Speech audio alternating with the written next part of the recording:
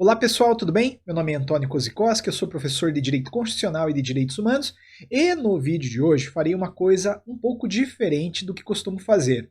Não vou analisar um tema específico, pontual, não, eu vou fazer uma revisão de Direito Constitucional especialmente para vocês que vão fazer o concurso da Polícia Militar do Estado do Pará. E mais especialmente ainda para vocês do grupo Elite PM Pará, um grupo de WhatsApp repleto de um pessoal, gente boa, me acolheram. Um dia desses postei lá um dos meus vídeos como forma de divulgação do canal. Pessoal perguntou, pessoal questionou, pessoal se manifestou dizendo que ia seguir, e aí eu não podia ficar indiferente. E especialmente para vocês eu faço esta aula. Realmente espero que vocês gostem. Claro que serve para todo mundo que também vai fazer o concurso, mas eu digo, ali naquele grupo tem gente aprovada. Você pode ter certeza. Eu dou aula em curso preparatório para concurso público há mais de 10 anos e eu sei qual é o padrão de concurseiro que é aprovado. É aquele que não se contenta, é aquele que quer mais, é aquele que vai atrás, é aquele que pergunta, é aquele que tem humildade. O pessoal ali no grupo perguntou, questionou, mas ao mesmo tempo tem humildade, humildade para falar, Antônio, poxa, vamos fazer uma rodada aí de direito constitucional? É isso aí, vocês, especialmente vocês, são virtualmente aprovados. Continuem nessa rotina porque tudo vai dar certo. E de um modo geral, pessoal, se vocês não seguem o canal, eu peço uma gentileza, se inscrevam, curtam, compartilhem, comentem, fomentem o canal, ajudem o canal a crescer. É um canal relativamente recente, já tem aí seus 6 meses, com 3 vídeos de direito constitucional por semana, está gravitando aí com uma média de 1.600 inscritos, quem eu agradeço realmente, mas ficaria muito feliz se houvesse um upgrade nesse número, né? Isso também nos encoraja do lado de cá a continuar fazendo vídeos de direito constitucional. Mas vamos lá, hoje a gente vai falar sobre direito constitucional para a Polícia Militar do Estado do Pará. O concurso está sendo organizado pela banca IADES e o edital é o padrão dela, cobrou a parte introdutória da Constituição, os direitos e deveres individuais e coletivos mencionados no artigo 5º da Constituição, os direitos sociais, do artigo 6º ao 11, nacionalidade, 12 e 13, cidadania, que vamos compreender aqui como direitos políticos, artigo 14, 15 e 16, pegou também a parte de defesa do Estado e das instituições democráticas, onde o foco, sem dúvida alguma, é segurança pública, e também foi para a Constituição do Estado do Pará. Neste vídeo eu vou ser mais generalista, eu vou abordar especialmente essa parte introdutória da Constituição, o artigo 5º, a parte de nacionalidade e a parte de direitos políticos e a parte de segurança pública.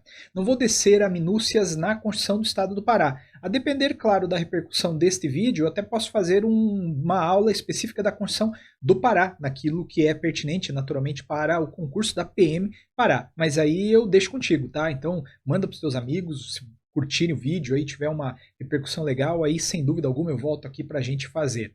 E a parte talvez mais importante do edital é a introdutória, é o artigo 5º.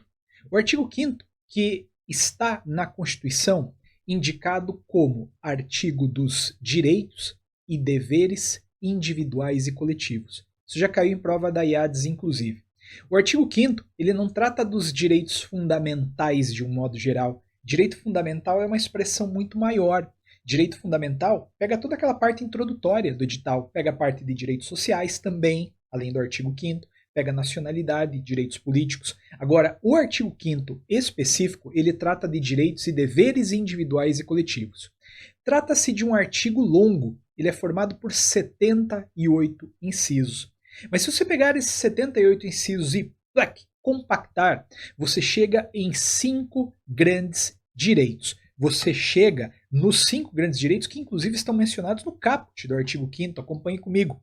Todos são iguais perante a lei, sem distinção de qualquer natureza, garantindo-se aos brasileiros e aos estrangeiros residentes no país a inviolabilidade do direito à vida, liberdade, igualdade, segurança e propriedade. Os 78 incisos seguintes nada mais são do que desdobramento desses direitos. Quando a Constituição, por exemplo, fala que ninguém será submetido a tortura nem a tratamento desumano ou degradante, ela está protegendo o direito à vida. Quando a Constituição fala que você, autor de um livro, tem o direito de explorar esse livro por um certo lapso temporal, a Constituição está protegendo o direito de propriedade. Quando ela fala na sua crença, que pode ser exercida de forma livre, está ela, naturalmente, falando sobre liberdade, e por aí vai, e por aí vai. Esta segurança aqui, que obviamente tem tudo a ver com o seu concurso, é a segurança, atenção, jurídica. Não tem absolutamente nada a ver com a segurança que está mencionada lá no artigo 6º. No artigo 6º, se você for dar uma lida, também vai aparecer uma menção à segurança. Mas aquela segurança do artigo 6º é a segurança ostensiva. É a segurança que você, na qualidade de policial militar, vai fazer. Mas a segurança aqui do artigo 5º é a segurança nas relações jurídicas. Antônio, como assim? Veja, a Constituição fala que não há crime sem lei anterior que o defina, nem pena sem prévia cominação legal. Quer dizer, você pode ficar tranquilo, tranquila. Se a lei não disse que esta conduta é crime, você não vai ser processado. Isso tem a ver com o quê? Com a segurança jurídica que está ali no artigo 5º. Mas esta, claro, é uma breve introdução a respeito do que vamos falar. Vamos falar deste grande artigo, é um dos mais importantes da Constituição brasileira, que retrata 5 grandes direitos. Como você viu, a gente pode setorizar vida, liberdade, igualdade, segurança e propriedade. O grande direito, primeiro direito, mencionado aí, inclusive, é o direito à vida. Todo mundo sabe que o direito à vida está contemplado no direito constitucional brasileiro. Só que todo mundo sabe também que esse direito à vida não está contemplado de forma absoluta no direito constitucional brasileiro. Por quê? Porque o direito constitucional brasileiro admite, sim, exceções. Temos, por exemplo, pena de morte no Brasil.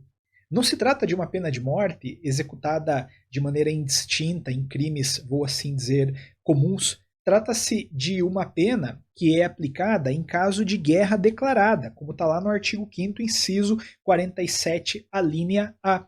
Então, se o Brasil entrar em guerra com outro país, havendo a prática de um crime que vai estar definido lá no Código Penal Militar, pode ser aplicada a pena de morte. Um juiz vai fixar para você pena de morte, tá legal? Mas além dessa exceção ao direito à vida, temos outras. Temos o aborto, nas hipóteses em que ele pode ser praticado, legítima defesa e por aí vai. Eu já friso essas exceções aqui de largada porque eu quero que você coloque uma regra na sua cabeça.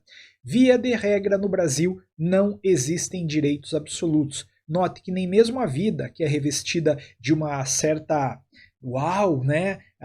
tendência à proteção absoluta, admite exceção, tem pena de morte em caso de guerra declarada, como você acabou de ver, tá legal? E no desdobramento do direito à vida, a gente pode mencionar a proibição de tortura. Ninguém será submetido a tortura nem a tratamento desumano ou degradante. Perceba que esta é uma disposição muito clara e direta. Ela não admite tortura, ela não admite tratamento desumano ou degradante. Não pode torturar.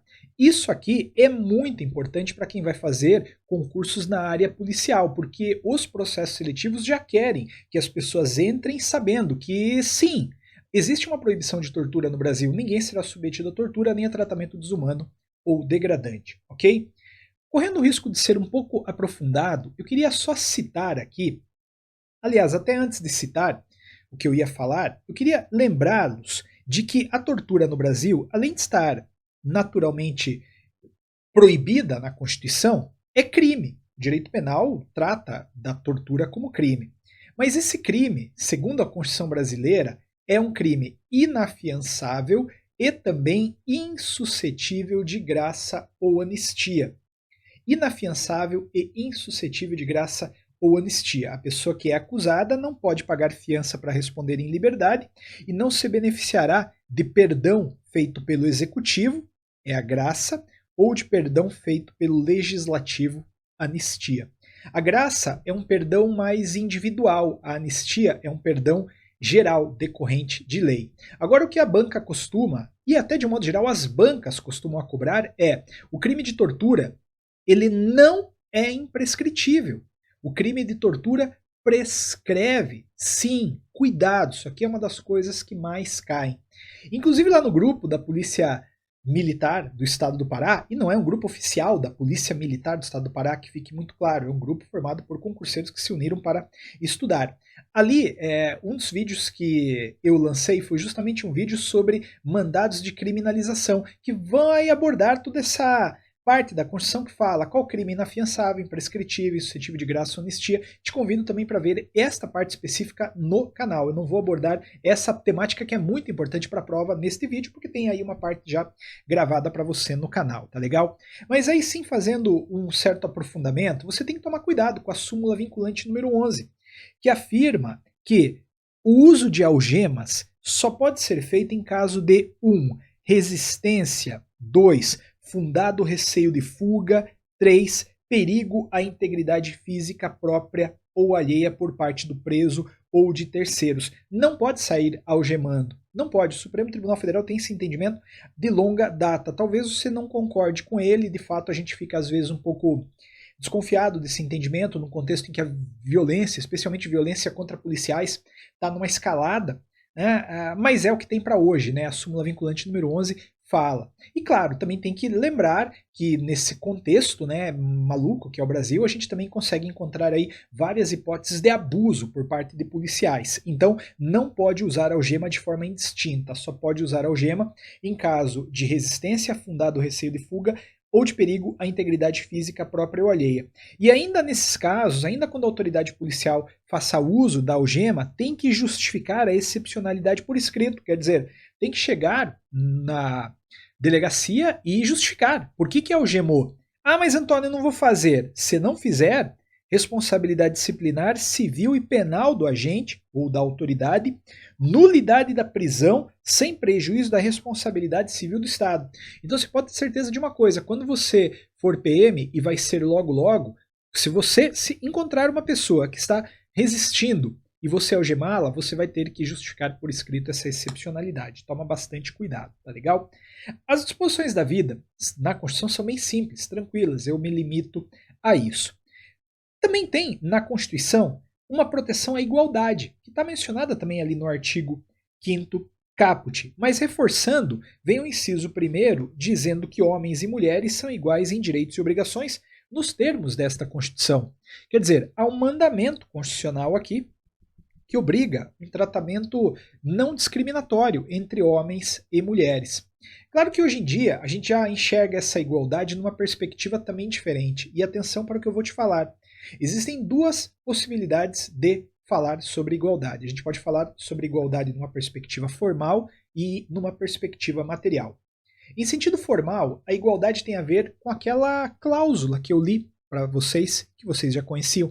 Todos são iguais perante a lei, homens e mulheres são iguais em direitos e obrigações. Quer dizer, há um mandamento aqui de não discriminação.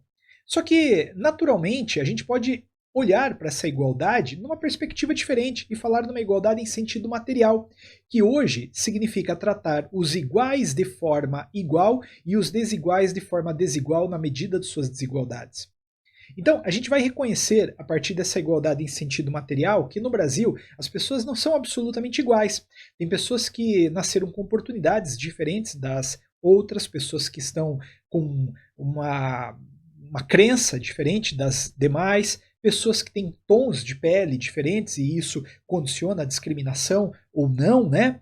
Então, em razão disso, hoje em dia a gente também encara a igualdade a partir de uma perspectiva material. E sabe onde isso vai repercutir? Cotas. Por exemplo, cotas. No teu concurso tem cota para negros e autodeclarados, pardos, né? E tem também nos vestibulares, por exemplo, essa mesma cota e cota para quem tem ali uma certa hipossuficiência econômica. Para tentar ilustrar, isso aqui ó, é igualdade em sentido formal. Todo mundo é igual perante a lei, cara. Todo mundo tem uma caixa aí. Ó. Ah, mas esse daqui não está vendo nada. Ah, problema dele. A gente cumpriu a premissa de igualdade. Só que nessa igualdade da esquerda não tem justiça. Na da direita tem. A gente desigualou. Esse cara aqui não precisava de uma caixa. Ele consegue ver o jogo. A gente pegou a caixa dele e deu pro baixinho que agora tá vendo aí um jogo de beisebol. Né? Eu nunca entendi beisebol, não sei nem por que eu peguei essa figura. Tá legal? Maravilha, maravilha. Fica aqui algumas disposições também correndo o risco de aprofundar. Perceba que não há direito à segunda chamada em teste de aptidão física. TAF, em caso de lesão temporária. Então, se você for fazer e lá na véspera você se machucar, infelizmente não vai ter segunda chamada, ainda que você alegue direito à igualdade. E também o Supremo Tribunal Federal já entendeu, de outro lado, que é constitucional remarcar o teste de aptidão física de candidata que esteja grávida à época da sua realização. Se você quiser saber mais também, eu te convido a procurar aqui no meu canal, vai ter um vídeo sobre grávidas e TAF, tá legal? Maravilha, mas a gente não vai aprofundar tanto. Agora, a liberdade, galera, a liberdade é assim, ela vai fazer assim, ó, vai abrir um leque. Tem vários direitos que flertam com a liberdade. Um dos que eu gostaria de frisar é justamente a liberdade de manifestação de pensamento. É livre a manifestação do pensamento, só que é vedado o anonimato. Então, se você quer falar alguma coisa, fala olhando no olho. Você não pode valer-se de perfis falsos, de perfis anônimos, porque aí fica prejudicada a responsabilização. Se você falar uma coisa que por exemplo, não vou nem dizer que me ofenda, mas se você fizer um ataque à minha honra, à minha imagem, eu posso te processar. E vice-versa, naturalmente. Mas como é que eu vou processar quem não sei que é? Entende? Então é por isso que é vedado o anonimato. A vedação ao anonimato, eu já volto nessas anotações, a vedação ao anonimato, ela justamente se insere no texto constitucional como garantia do direito de resposta. O artigo 5º, inciso 5, fala que é garantido o direito de resposta, sem prejuízo de uma indenização por dano material, moral e à imagem. E esse direito de resposta tem que ser exercido de forma proporcional. Quer dizer, isso acontece muito em rede de televisão. Vem lá o programa tal e faz uma matéria de 1 minuto me destruindo, acabando com a minha imagem. Se eu conseguir o direito de resposta, eu terei 1 minuto lá naquela rede de televisão. É isso que significa o proporcional ao agravo, ok? E ainda, se eu quiser, eu posso processar aquela emissora de TV por danos materiais, morais ou à imagem, tá bom? Eu acho que na tua prova, também correndo um risquinho de aprofundar, vale a pena lembrar que é proibido abrir investigação criminal, ou mais no sentido de inquérito, né, para ser até mais técnico aqui, é proibido abrir inquérito, ok? Inquérito, com base apenas, então, somente em denúncia anônima. Uma vez feita a denúncia, deve a autoridade promover diligências preliminares que verifiquem minimamente o conteúdo da denúncia e depois, reunindo tudo isso aí, faz lá a abertura de um inquérito. Agora não pode alguém ligar lá na delegacia, fulano e tal é traficante, mora do lado da minha casa, que vai lá o delegado e abre de cara o inquérito. Isso não existe. Mas pode sim determinar uma diligência, né? Passa com a viatura ali na frente, vê quem está entrando, quem está saindo, aí reunindo todos esses elementos, aí faz-se sim a abertura de um inquérito, tá legal? Cuidado, cuidado, cuidado. Depois a gente pode pular um pouquinho, né? Não vou falar, obviamente, todos os incisos do artigo 5º, não daria tempo, mas eu acho que faz total sentido também lembrar que existe uma liberdade de expressão no Brasil. É livre a expressão de atividade intelectual, artística, científica e de comunicação, independentemente de censura ou de licença. Então, eu quero fazer uma música, eu posso. Eu quero produzir um livro, eu posso. Eu quero fazer uma pesquisa científica, vai fundo. Eu quero ter meu blog, eu posso fazer tudo isso independentemente de censura ou de licença. O poder público não pode exigir de mim autorização. Ah, não, Tony, para você ter teu canal no YouTube, você tem que pedir autorização para mim. Ah, mas não tem. Não tenho mesmo. Eu vou lá e abro, como abrir, entende? Assim como você pode, querendo abrir o seu daqui a um tempo.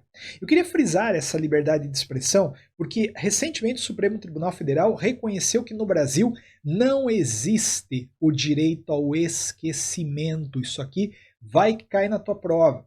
As pessoas argumentavam o direito de, passado um lapso temporal, ficarem imunes à revisitação, entende? Então, não poderia o jornal fazer uma matéria sobre o crime que aconteceu lá na década de 1970. O Supremo Tribunal Federal falou pode. Por quê? Porque não há direito ao esquecimento no Brasil e isso, inclusive, é um desdobramento da liberdade de expressão. Tá bom? Atenção para a liberdade de expressão. Agora, você toma muito cuidado com a liberdade de eu vou pular aqui algumas que eu vou trabalhar também mais tarde, né? Mas eu posso citar aqui a liberdade de locomoção. É livre a locomoção no território nacional em tempo de paz, podendo qualquer pessoa, nos termos da lei, nele entrar, permanecer ou dele sair com seus bens. Aqui eu quero frisar, porque a gente está vivendo um momento de pandemia, um momento de quarentena, e aí tem se tornado um pouco regra decretos estabelecendo toque de recolher. Eu quero que você entenda uma coisa: em tempos de paz, isso para prova, tá? Em tempos de paz, a locomoção é garantida. Você pode ir, voltar, pode ficar tranquilamente. Agora, em tempos de não paz, em tempo de, por exemplo, guerra, aí a locomoção pode ser restringida. Eu queria que você anotasse que na vigência de estado de sítio, o Brasil pode determinar a permanência de pessoas em localidades determinadas, específicas. Então, decretado um estado de sítio, pode, por exemplo, o poder público falar, ó, daqui para cá ninguém passa. Ah, mas locomoção, eu tenho direito de locomoção. Sim, você tem direito de locomoção em tempo de paz, mas decretado um estado de sítio não é mais o caso, tá legal? E lembre que essa liberdade de locomoção é atacada por um remédio constitucional chamado habeas corpus. Habeas corpus, que garante o direito de locomoção, também chamado de direito de ir e vir, direito ambulatorial, aí você escolhe como quer chamar a liberdade de locomoção. E também tem uma muito boa, que é a liberdade de informação. Veja, mais uma vez, né? Mais um argumento aí para a gente também afastar o direito ao esquecimento no Brasil, é assegurado a todos o acesso à informação. Eu posso, então, claro, ter acesso ao jornal, à rádio, à TV, sem nenhum problema. E digo mais, segundo a Constituição, é resguardado o sigilo da fonte quando isso for necessário ao exercício profissional. Como é que isso acontece, Antônio? Isso aí acontece especialmente com jornalista. Imagine você o seguinte, tem lá um determinado jornalista que toda semana o cara traz um furo jornalístico. Hoje é um escândalo envolvendo Bolsonaro, amanhã é um escândalo envolvendo Dória, depois amanhã é um escândalo envolvendo o Haddad e por aí vai. Aí o Ministério Público fala, ô, mas de onde que você está trazendo todas essas informações aí? Aí o jornalista fala, eu tenho uma fontezinha boa. Aí o Ministério Público fala, me dá o nome dessa fonte aí porque eu quero investigar. O jornalista vai falar, não vou dar, não vou dar. Não, mas eu quero. Não vou dar, cara. Tá escrito na Constituição que é resguardado o sigilo da fonte. E aqui é genial, né? Porque veja só, se o jornalista fosse obrigado a revelar a fonte ficaria com medo. Aí ia falar, não, então não vou te falar mais nada. E aí o que restaria prejudicado seria o próprio direito de informação. Tá legal?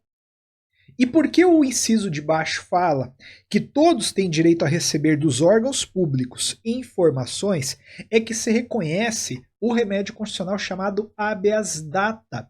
Se você quer ver informações a seu respeito que estão inseridas em bancos de dados de entidades governamentais ou de caráter público, é só fazer um habeas data caso te neguem esta informação. Então aí a gente tem a liberdade de locomoção e a liberdade de informação.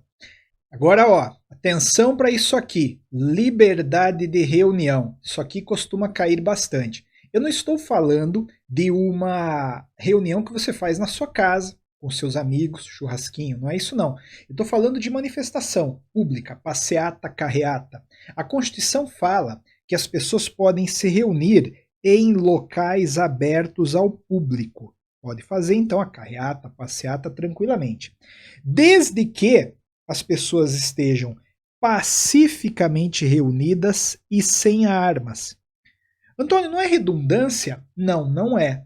Porque fosse só pacificamente, as pessoas poderiam estar armadas. E aquilo que começa pacificamente nem sempre termina pacificamente. Antônio, mas então não era mais fácil ter dito apenas sem armas? Não, porque as pessoas poderiam estar armadas, sem armas, mas quebrando tudo, né? Não faz sentido. Então é pacificamente e sem armas. Tem que pedir autorização para o poder público? Não, jamais. Note, independe de autorização. No entanto, tem que fazer prévio aviso à autoridade competente, o que significa dizer que tem que avisar, por exemplo, Polícia Militar, né? Imagine o seguinte, uma marcha que vai ter lá 150 mil pessoas na rua. Isso aí tem um potencial de causar dano no trânsito, ou violência, se for o caso. né? Então tem que avisar, por exemplo, a polícia militar, né? Fala, ó, a gente vai se reunir. E aí a polícia militar adota as cautelas necessárias. Mas isso é muito diferente de pedir autorização.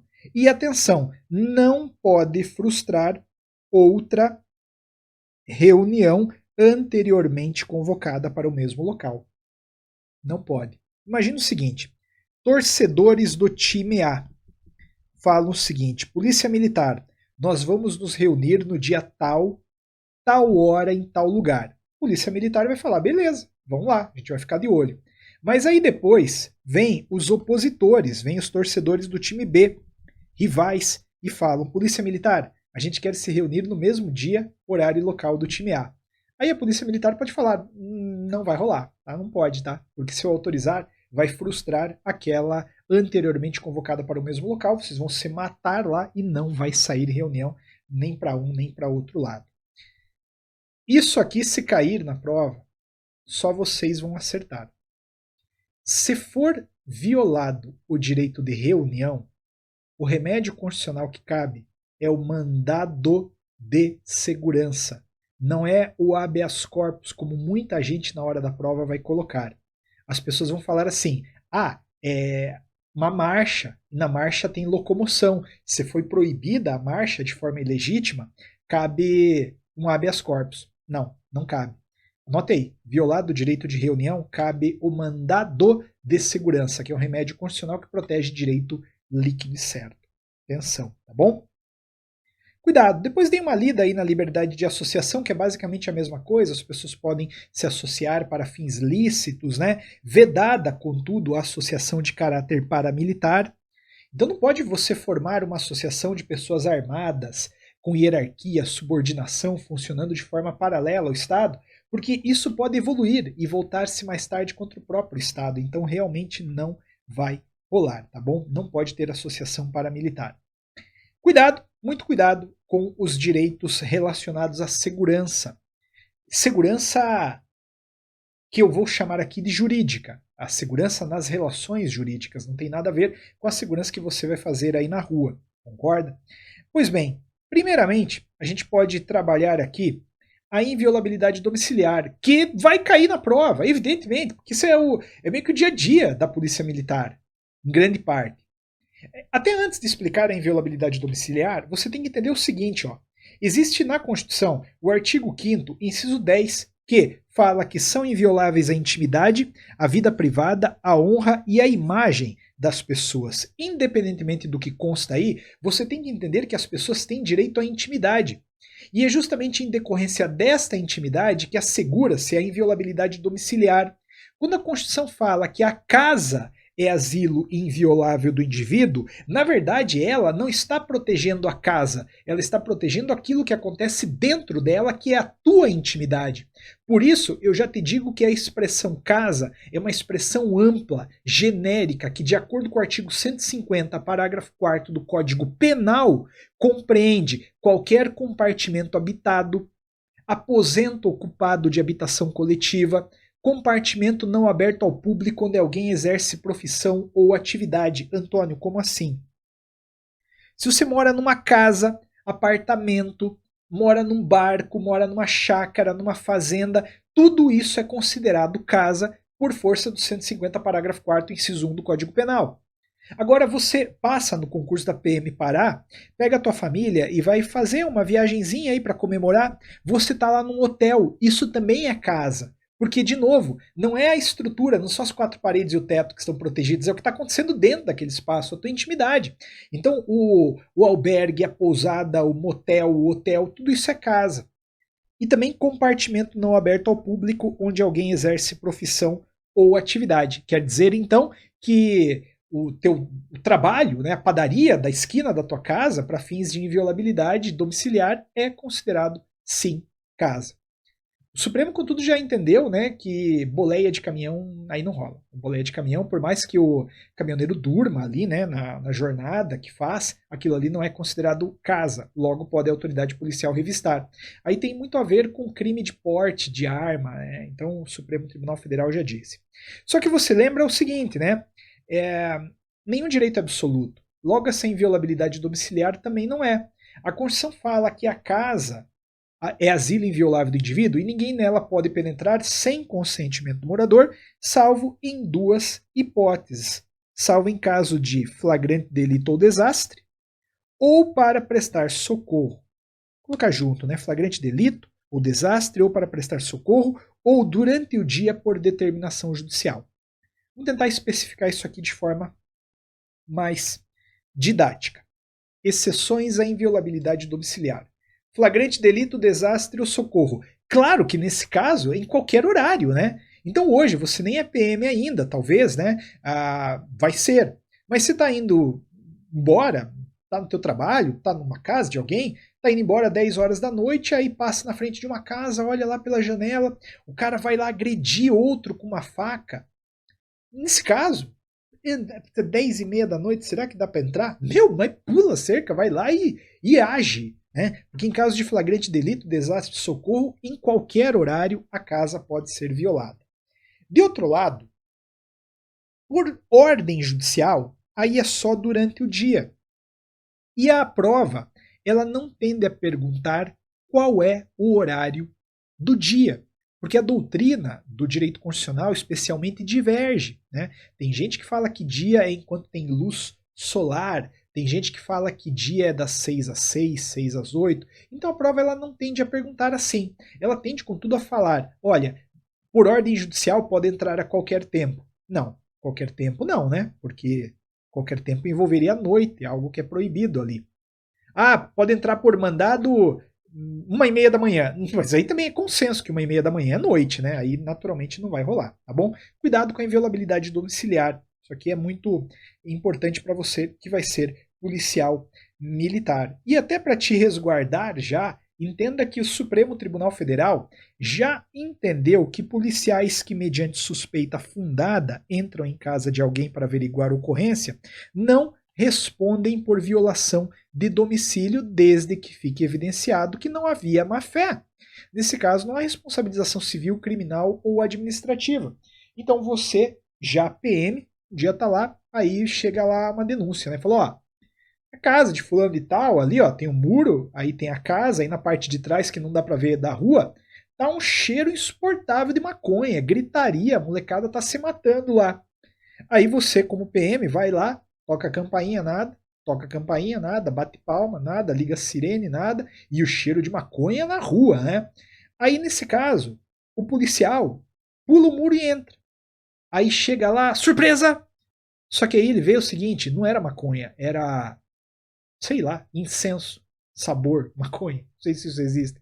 Mas não era um entorpecente, era um cheiro parecido. Você vai falar, ó, beleza, desculpa, foi mal, achei que era, senti o cheiro, houve a denúncia, lá, entrei. Nesse caso você não vai ser responsabilizado, nem pode, né? Por quê? Porque para mim, aqui neste exemplo, não estava realmente evidenciada a má-fé, tá bom? Última, ou uma das últimas que a gente vai tratar aqui nessa parte do artigo 5º. Inviolabilidade das comunicações. Veja, ainda no desdobramento da intimidade, lembre que é inviolável o sigilo da correspondência e das comunicações telegráficas, de dados e das comunicações telefônicas, salvo no último caso por ordem judicial, nas hipóteses e na forma que a lei estabelecer para fins de investigação criminal ou instrução processual penal. Então, a cartinha que você manda para alguém, ela é inviolável. Telegrama que você queira mandar, também. Seus dados, especialmente hoje, né? Você já deve ter ouvido falar em Lei Geral de Proteção de Dados, está todo mundo falando sobre essa lei. Então, teu CPF, teu RG, tua conta de e-mail, isso tudo é inviolável. E também as comunicações telefônicas são.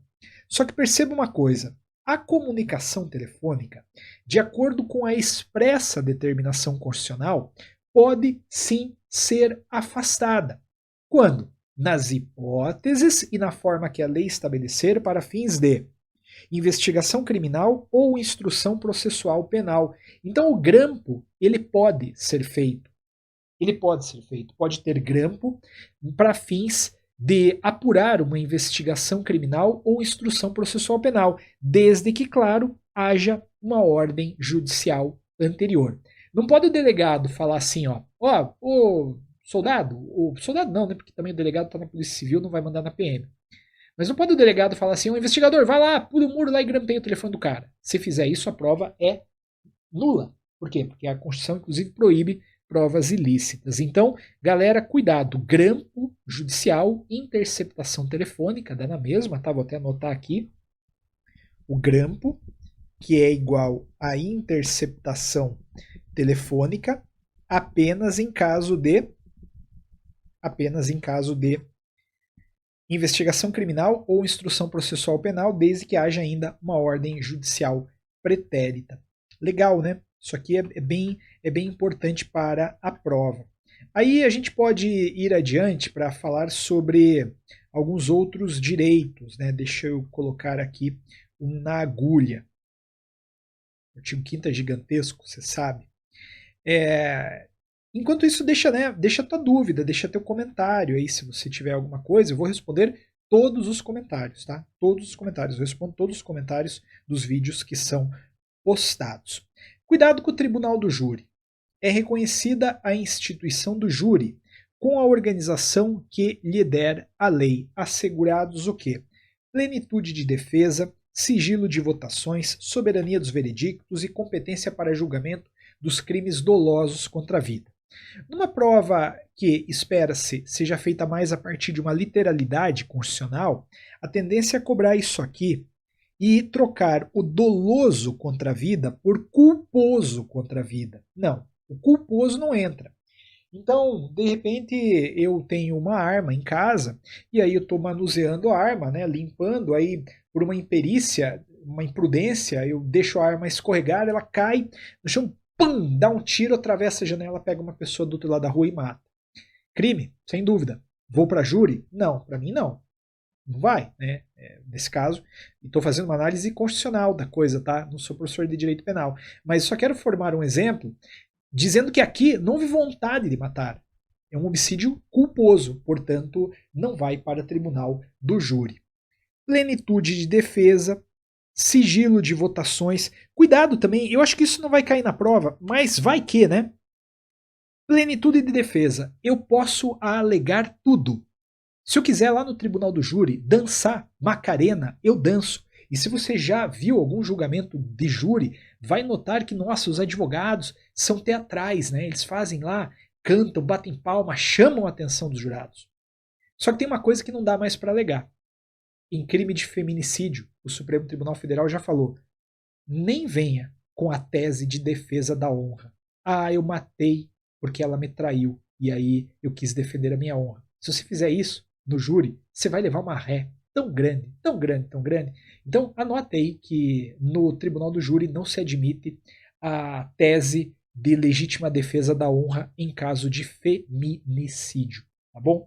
Os jurados que votam no tribunal do júri e que vão ali fazer análise do contexto fático, eles votam com tranquilidade, porque é garantido a eles o sigilo das votações. E o que eles decidirem está decidido. Não pode um juiz que preside o júri ir contra o veredicto. Então, por exemplo, os jurados falaram: fulano é culpado. Não pode o juiz dizer que fulano é inocente. Então, eis aí o tribunal do júri, tá bom? Atenção para ele. Existem vários dispositivos agora de natureza penal, né? Mas eu vou também, apesar de serem relativamente importantes, eu vou dar uma caminhada e posso até deixar alguns deles aí na descrição do vídeo para vocês lerem. Mas olha aí a segurança jurídica. A lei penal não retroage, salvo para beneficiar o réu, né? Então, se você praticou adultério hoje, isso não é crime, né? Isso tem até a ver com o 39, que fala que não há crime sem lei anterior que o defina. Então, enquanto o adultério não está tipificado, ele não é crime. Se você hoje pratica o adultério, você não vai ser responsabilizada ou responsabilizado. E amanhã, se tipificarem, a lei não vai retroagir.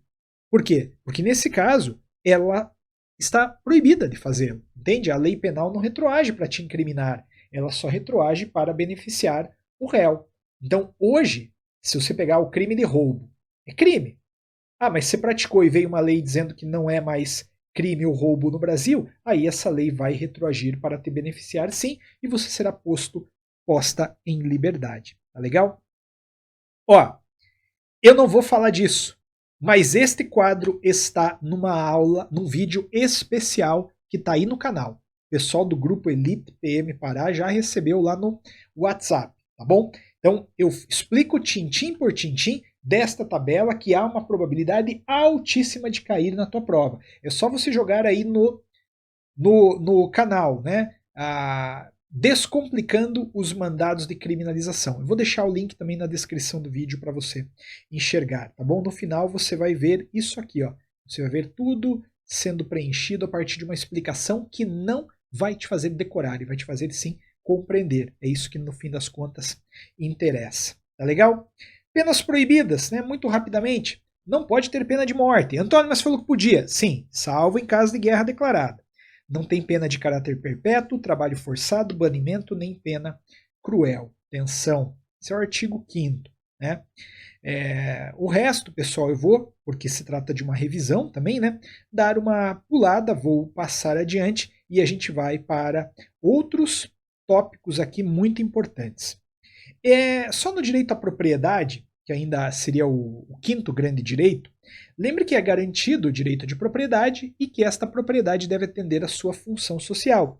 Então eu não posso fazer o que eu quero com a minha propriedade, concorda? Eu vou apenas e tão somente fazer aquilo que a sociedade espera de mim. Né? Vou plantar maconha na minha propriedade, realmente não pode.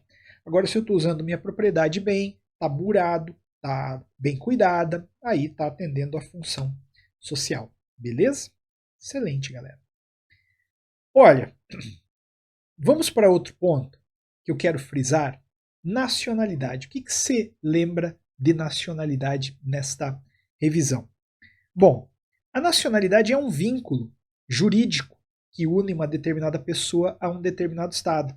E essa nacionalidade, no Brasil, vai condicionar quem é o brasileiro nato e quem é o brasileiro naturalizado. Dá para fazer uma prova inteira da PM só com o artigo 12 da Constituição. Portanto, atenção. De acordo com o artigo 12, são brasileiros natos, no inciso 1º, os nascidos na República Federativa do Brasil, ainda que de pais estrangeiros, desde que estes não estejam a serviço do seu país. Então, atenção. A regra no Brasil é: nasceu no Brasil, é brasileiro nato. Ponto. Agora, se os pais são estrangeiros e estão a serviço do país, se ao menos um deles está a serviço do país, a criança não é brasileira nata. Atenção para os vários exemplos. Eu sou casado, tenho filhos no Brasil. Eles são o quê? Brasileiros natos, porque caiu na regra, nascidos na República Federativa do Brasil. Vem um casal de mexicanos de férias para o Brasil, e aqui eles têm o filho, brasileiros natos, porque embora sejam estrangeiros, eles não estavam a serviço do país de origem, estavam de férias. Vem um casal de diplomatas para o Brasil, né? Um casal de diplomatas para o Brasil. Estou fazendo aqui, ó, fazer aqui, ó, tava primeiro exemplo, segundo exemplo, terceiro exemplo. Vem um casal de diplomatas para o Brasil e eles, portanto, estavam a serviço do país de origem. Aqui tem o nenê. O nenê não é brasileiro nato, mas não caia na tentação de dizer que a criança tem a nacionalidade dos pais, porque você não estudou, entende? Já vi prova cobrar o seguinte, ó. Franceses vieram para o Brasil representando a França. Aqui chegaram, tiveram um nenê. Alternativa A criança não é brasileira nata, logo ela é francesa. Eu não sei, eu não li a Constituição da França. Nunca caia na tentação de falar sobre nacionalidade de um outro país que você não estudou. O que você poderia falar seguramente é: a criança não é a brasileira nata. Agora, o que ela é, não vá na hora da prova querer falar, porque pode dar errado. Tá legal? Cuidado. Agora, o que também muita gente me pergunta é o seguinte: Antônio, pera lá, mas vamos pensar assim, ó. Veio uma menina diplomata da Austrália para o Brasil. Ela veio da Austrália representando a Austrália para ficar no Brasil. Aqui chegando, desembarcou no Pará, conheceu uma pessoa e teve um romance com essa pessoa. E deste romance nasceu uma criança. A criança é brasileira nata? Aí você fala, putz, Antônio, não sei agora, né? Porque tem um brasileiro nato aí na história, ou tem um brasileiro na história, no mínimo, tem uma pessoa a serviço do país de origem. Então, entenda assim, ó. Para não ser nato, os dois têm que ser estrangeiros e pelo menos um deve estar a serviço do país de origem. Nesse meu exemplo, então, a criança é nata. Por quê? Porque não tinha dois estrangeiros, tinha um estrangeiro. Se veio para o Brasil e teve esse relacionamento com o brasileiro ou com a brasileira, a criança nascida vai sim ser brasileira nata. Tá legal? Cuidado. Outro exemplo, ou melhor, outra disposição. Também são brasileiros natos os nascidos no estrangeiro, de pai brasileiro ou de mãe brasileira, desde que qualquer deles esteja a serviço da República Federativa do Brasil. Então, é o caminho inverso. Se o Brasil manda alguém para fora e lá fora este alguém tem um nenê, o nenê é brasileiro nato, claro. E olha, atenção, não precisa ser pai brasileiro e mãe brasileira. É pai brasileiro ou mãe brasileira. Normalmente o exemplo vem assim, ó. Fulano é diplomata brasileiro na Austrália. Não, vou falar outro país. Ele é diplomata brasileiro na China. Chegou lá, conheceu uma chinesa, teve um filho com ela. O neném é brasileiro nato, claro, porque um da relação era brasileiro e estava a serviço do Brasil. Só que atenção, essa disposição não é só para diplomata, embaixador, cônsul. Não é. Essa disposição é para qualquer um que esteja a serviço do Brasil. De repente você é soldada da polícia militar e está grávida. E aí o Brasil fala, ó, vai ter um congresso de segurança pública na Argentina e a gente quer que você vá.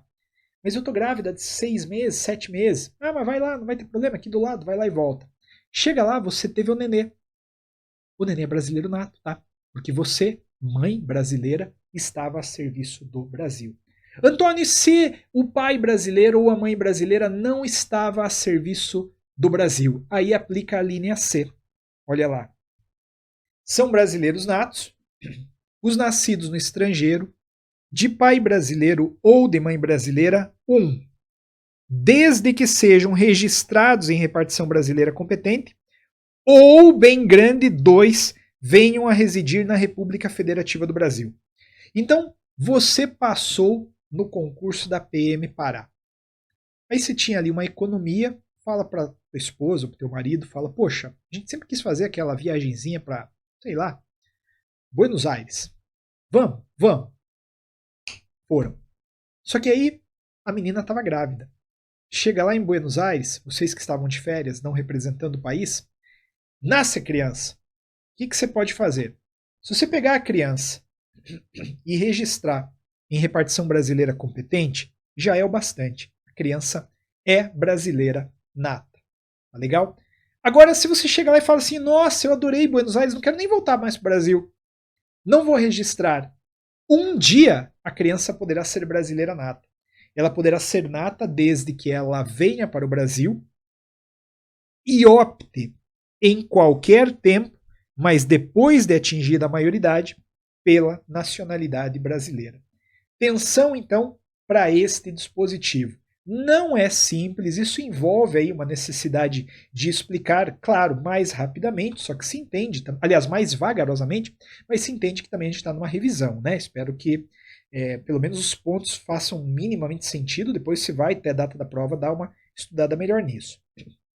Só que aí assim, ó, além de brasileiro nato, temos no Brasil brasileiros naturalizados, que são estrangeiros que vêm para o Brasil e que decidem virar brasileiros. Como é que funciona a naturalização? De acordo com a Constituição é assim, ó. Quem vem de país que fala a língua portuguesa consegue naturalizar-se se demonstrar residência ininterrupta por 1 ano e tiver idoneidade moral. Agora, quem vem de qualquer outra nacionalidade, aí vai se naturalizar brasileiro se tiver residência ininterrupta por mais de 15 anos e ausência de condenação penal. Então, olha só. Maria. Maria veio da Espanha. Qual critério vai se aplicar para ela? O critério 1 ou o critério 2? Ah, Antônio, na Espanha não fala a língua portuguesa, então é critério 2. Maravilha. Como é que ela vai se naturalizar brasileira? Simples. Basta que ela tenha residência ininterrupta por mais de 15 anos e tenha ausência de condenação penal. Aí ela se naturaliza. E olha, à luz daquela igualdade que a gente havia conversado, lembre que não há, como regra, permissão para desigualar brasileiros natos e naturalizados. A regra é tratar todo mundo de forma igual. Ah, mas Antônio, mas tem diferença. Sim, tem algumas poucas diferenças. E a que eu quero frisar com vocês é a do artigo 12, parágrafo 3º, que trata de cargos privativos de brasileiros natos, porque aqui sai muita pegadinha. São privativos de brasileiros natos os cargos de presidente e vice da República, presidente da Câmara de Deputados, presidente do Senado Federal, ministro do Supremo, diplomata, oficial das Forças Armadas e ministro de Estado da Defesa. Cuidado, hein? Presidente e vice-presidente da República. Presidente da Câmara e presidente do Senado. Aqui, atenção, tem uma baita pegadinha. A prova fala assim, ó, são privativos de brasileiros natos os cargos de deputado e de senador. Não. É privativo de brasileiro nato o cargo de presidente da Câmara e de presidente do Senado. São coisas diferentes, tá? Ministro do STJ? Não, é do STF. Diplomata, brasileiro nato, oficial de Forças Armadas. E aqui também tem uma pegadinha, ó. É o ministro do Estado da Defesa e não o ministro do Estado da Justiça. Não o da Justiça. Tá legal? Cuidado, hein, galera. Isso aqui cai muito, muito, muito, muito. Dá para decorar tranquilamente. Vai que é sua, você vai fazer a prova.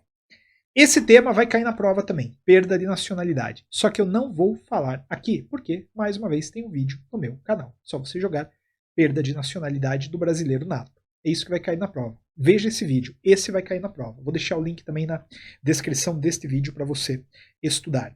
E aí uma rápida falada sobre os direitos políticos. Vejam só, que estão, né, nessa perspectiva de cidadania inseridos no seu edital. Eu queria chamar a atenção para o artigo 14, que fala que a soberania popular será exercida pelo sufrágio universal e pelo voto direto secreto com valor igual para todos e nos termos da lei mediante plebiscito, referendo e iniciativa popular. Então, o que está escrito aí? A soberania popular, a vontade do povo, é exercida pelo sufrágio, que é o direito de votar e de ser votado. Este direito de votar e de ser votado, ele é instrumentalizado principalmente pelo voto, que é direto, secreto, com valor igual para todos. E nos termos da lei também admite-se o plebiscito, o referendo e a iniciativa popular. O plebiscito e o referendo, eles são consultas à população. A diferença é que o plebiscito é uma consulta prévia. Antes de fazer uma coisa, eu ouço o povo. O referendo é depois. Lembra do desarmamento? O Estatuto do Desarmamento? Lá foi referendo. Primeiro fizeram a lei e depois da lei ter sido criada, perguntaram para a população se a população a queria. E lá ganharam, né? Enfim, se por favor, não esqueça isso aqui, ó. Capacidade eleitoral ativa. Para algumas pessoas no Brasil, o voto e o alistamento eleitoral, que é o ato de tirar o título, é obrigatório. Para outras é facultativa, para outras é proibido. Cuidado. Quem obrigatoriamente tem que tirar o título e votar? Maiores de 18 e, pelo amor de Deus, não vá me errar na prova, menor de 70. Às vezes cai na prova menor de 60. Não, é menor de 70. Se você esquecer, você tenta, entendeu? Você tenta de novo. É facultativo para quem tem entre 16 e 18, mais 70 e analfabeto. E quem não pode tirar título nem votar são os estrangeiros e os conscritos. Beleza? Estrangeiros e conscritos. Quem que é o conscrito? É aquele que está fazendo serviço militar obrigatório.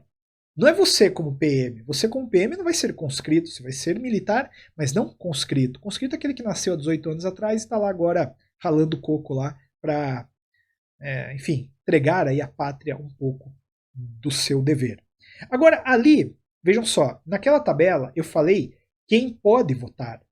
Agora, quais são os critérios para ser votado? Entende? Agora eu vou tratar de condição de elegibilidade. São condições de elegibilidade na forma da lei, primeiramente, nacionalidade brasileira. Então, a regra é que no Brasil, todo mundo pode se eleger. Nacionalidade brasileira é um tema genérico. É uma nacionalidade, melhor dizendo, genérica. Concorda? Agora, além disso, também, a gente tem aí pleno exercício de direitos políticos. A pessoa que quer concorrer, ela não pode estar com direito político perdido ou suspenso. E aqui a discussão tem a ver até com o Lula, correto? Com o Lula. Vocês notaram, viram aí que nesta semana que estou gravando o vídeo, houve uma decisão do Supremo Tribunal Federal reconhecendo a parcialidade do juiz Moro. Você pode concordar ou discordar disso, não é o que está em discussão aqui agora, mas é fato que com isso restabeleceu-se totalmente a titularidade plena de direitos políticos do ex-presidente Lula, de modo que ele pode concorrer. Agora, se isso não tivesse acontecido, né, ele não poderia concorrer porque estaria ele inserido numa hipótese de suspensão de direitos políticos em razão da condenação. Tá bom? Depois disso, alistamento eleitoral. Tem que ter título de eleitor, né, naturalmente, para ser eleito. Domicílio eleitoral na circunscrição. Se eu quero disputar um cargo no Pará, eu tenho que ter um título no Pará. Eu não poderia ser governador, deputado, vereador no Pará. Por quê? Porque meu título está em Curitiba, tá bom? Filiação partidária. Tem que ter, então, um título, aliás, tem que estar vinculado a um partido político e também tem que ter idade mínima de, aqui assim, ó, 35, 30, 21, 18. Quanto maior a idade, naturalmente mais relevante é o cargo, concorda? Jamais a idade para ser vereador será inferior à idade para ser presidente. Aliás, jamais a idade para ser vereador será superior à idade para ser presidente. Então, quanto mais alta a idade, mais alto o cargo. 35 anos para quem? Presidente e vice-presidente da República e também, muita gente esquece, senador. 30 anos para governador e vice-governador de estado e do Distrito Federal. 21 para deputado federal, estadual, distrital, prefeito, vice-prefeito e até o juiz de paz.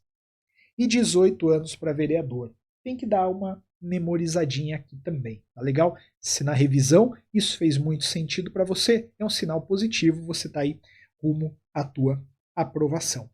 De direito político, nessa revisão, a gente você já nos extrapolou até o tempo que eu havia imaginado, né? Era isso que eu queria trazer aqui. Agora, eu quero trabalhar um tópico que também, cara, óbvio que vai cair, né? Sem dúvida alguma vai cair, que é a parte de segurança pública. Claro, você vai integrar a segurança pública. E isso está lá no edital, na parte de defesa do Estado e das instituições democráticas. O artigo 144 fala que a segurança pública, dever do Estado, direito e responsabilidade de todos, é exercida para a preservação da ordem pública e da incolumidade das pessoas e do patrimônio através dos seguintes órgãos: Polícia Federal, Polícia Rodoviária Federal, Polícia Ferroviária Federal, Polícia Civil, militares e bombeiros militares e os recém-inseridos no texto constitucional, policiais penais federais, estaduais e distritais. Primeiramente, né, lembra, a segurança pública é dever do Estado. É também direito de todos. Mas, além disto, é responsabilidade de todos. Antônio, como assim? Quer dizer que eu, cidadão, ainda não PM, desarmado, vendo um assalto, eu tenho que pular na frente, gritar pare, em nome da lei? Não, né? Não faça isso. Mas pega teu telefone e liga para um policial. É nesse sentido que você é responsável.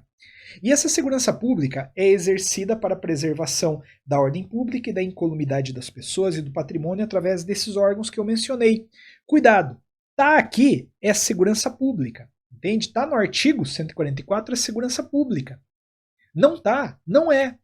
Por exemplo, a Força Nacional de Segurança não é segurança pública. Por quê? Porque não está aí.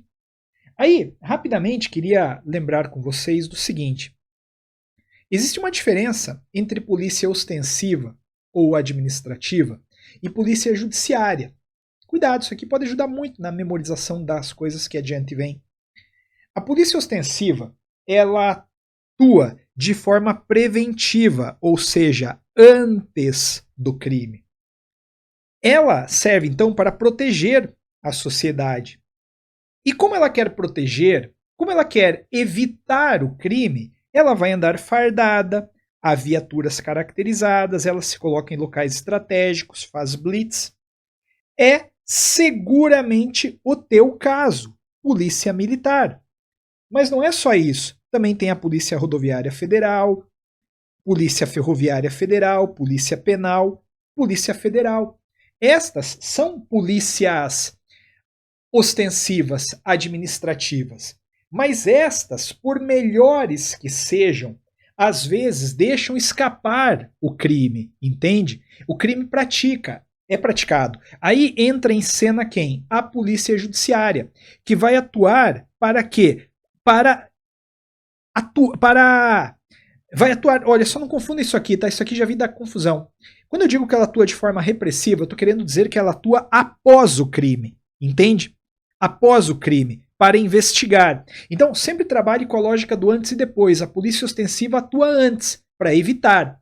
A polícia judiciária atua depois, entende? E depois só lhe resta investigar. E para investigar, ela não anda fardada, viaturas não são necessariamente caracterizadas, ela não faz policiamento. Aí o melhor exemplo é a polícia civil. Para acabar, eu vou trabalhar com esta daqui, ó, que você está notando, está nos dois lados da tela. A Polícia Federal é híbrida. Ela trabalha tanto na perspectiva ostensiva quanto na perspectiva judiciária. Tá? Maravilha, maravilha. Assim, ó. Só uma coisa, né, Antônio? Eu não vi aí nesses exemplos, né, que você colocou, os bombeiros. Bombeiro, apesar de ser segurança pública, ele não entra nesse quadro porque bombeiro ele tem outra racionalidade. Bombeiros vão fazer a defesa civil. Pessoa se afogou, chama o bombeiro. Caso pegou fogo, chama o bombeiro. O gato subiu na árvore, chama o bombeiro. Entende? Polícia, a bombeira defesa civil. Agora, por que eu acho que vai cair Polícia Federal? Porque a maior parte das disposições constitucionais são sobre Polícia Federal. Polícia Federal, que é instituída por lei como órgão permanente, organizado e mantido pela União e estruturado em carreira. E ela se destina a quê? A apurar infrações penais contra a ordem política e social, ou em detrimento de bens, serviços e interesses da União ou de suas entidades autárquicas e empresas públicas, assim como outras infrações cuja prática tenha repercussão interestadual ou internacional e exija repressão uniforme segundo se dispuser em lei. Antes da gente problematizar, me responda uma coisa. A Constituição disse aqui que ela vai apurar infrações penais. Se ela vai apurar infrações penais, aqui ela está agindo como polícia ostensiva ou judiciária? Antônio, como ela vai apurar a infração penal, então o crime já foi praticado, então aqui é polícia judiciária. Exatamente, aqui é polícia judiciária. Isso mesmo. Ela vai investigar o crime contra a ordem política e social ou em detrimento de bens, serviços e interesses da União, autarquias e empresas públicas. Veja, União, autarquia e empresa pública. União, autarquia e empresa pública. Autarquia. Por exemplo, Universidade Federal, isso é autarquia. O INSS é autarquia. Empresa pública é aquela empresa cujo 100% do capital é público. E aí a gente tem Caixa Econômica Federal, a gente tem Empresa Brasileira de Correios e Telégrafos. Então, se houver um crime em detrimento deles, cabe à Polícia Federal investigar. Atenção para o que eu vou falar agora. Se cair, cabe à Polícia Federal apurar infração penal contra a ordem política e social ou em detrimento de bens, serviços e interesses da União, autarquias e sociedades de economia mista, está errado. Não é incumbência da Polícia Federal investigar crime praticado em detrimento de sociedade de economia mista. Sociedade de economia mista é aquela cujo capital majoritário é público. Aí tem Banco do Brasil e Petrobras. Mas atenção, embora eu tenha dito que não está certa esta frase, não há uma proibição para a Polícia Federal investigar a sociedade de economia mista. Eles falando, olha, então eu não entendi. Simples. Como eu disse, se eles simplesmente trocarem empresa pública por sociedade de economia mista, tá errado. Eles fizeram o quê? Uma pegadinha. Trocaram. Agora, alguns crimes praticados contra sociedades de economia mista que, por exemplo, tenham repercussão interestadual ou internacional e exijam repressão uniforme, aí são investigados sim pela Polícia Federal. Entende? É o caso da Petrobras na Operação Lava Jato. Entende? Era uma sociedade de economia mista, mas ela estava sendo investigada pela Polícia Federal porque aquele crime não estava circunscrito a um lugar, ele tinha ramificação nacional, internacional, então naturalmente ali a Polícia Federal investigava, entende? Maravilha. Agora, veja, para você entender, se você praticar um crime com repercussão interestadual, a Polícia Federal vai investigar, entende? Você. E vai investigar também a sociedade de economia mista. Agora, o que a Constituição está falando é o seguinte, ó, usando os exemplos dos bancos que eu dei. Né? Aqui é uma rua. Aqui tem uma Caixa Econômica Federal, aqui tem um Banco do Brasil. Entende? Então quer dizer, vou trocar a cor da minha caneta. Aqui eu tenho uma empresa pública, aqui eu tenho uma sociedade de economia mista. Um criminoso que vem e assalta a caixa, ele vai ser investigado pela Polícia Federal. Outro que vem e assalta o Banco do Brasil, ele vai ser investigado pela Polícia Civil. Agora, se esse daqui faz parte de uma grande malha nacional, internacional de assalto a banco, aí naturalmente puxa, né, a responsabilidade para a Polícia Federal. Dá uma olhada nisso. Depois dá só uma olhada nessa última tela aqui. Cabe à Polícia Federal prevenir e reprimir o tráfico ilícito de entorpecentes e drogas afins. Aqui, de outro lado, se ela quer atuar para evitar o tráfico, aqui ela está atuando como polícia ostensiva. Ela vai exercer função de polícia marítima, aeroportuária e de fronteira e vai exercer com exclusividade as funções de polícia judiciária da União. Beleza? E aí assim, ó, galera, espero que vocês entendam, né? Numa revisão aí, não sei quanto que deu de tempo, né? Eu quis abordar aquilo que para mim julgo mais importante. E a gente pode ir discutindo sobre isso, né? Inclusive ali no nosso grupo que me acolheu, qual eu faço parte, o grupo Elite, Polícia Militar do Estado do Pará. Destacando mais uma vez, não se trata de um grupo oficial da Polícia Militar do Estado do Paraná, mas dali vai sair muita gente que vai integrar os quadros da Polícia Militar do Estado do Pará, ok? Galera, se fez sentido o vídeo, né, deixa teu like, deixa teu comentário, né? Isso, mais uma vez, ajuda demais o canal a crescer, tá bom? É difícil fazer esse canal crescer, você não imagina. Galera, obrigado mesmo, tá? Tamo junto, no que precisarem, contem comigo. Grande abraço, nos vemos por aí.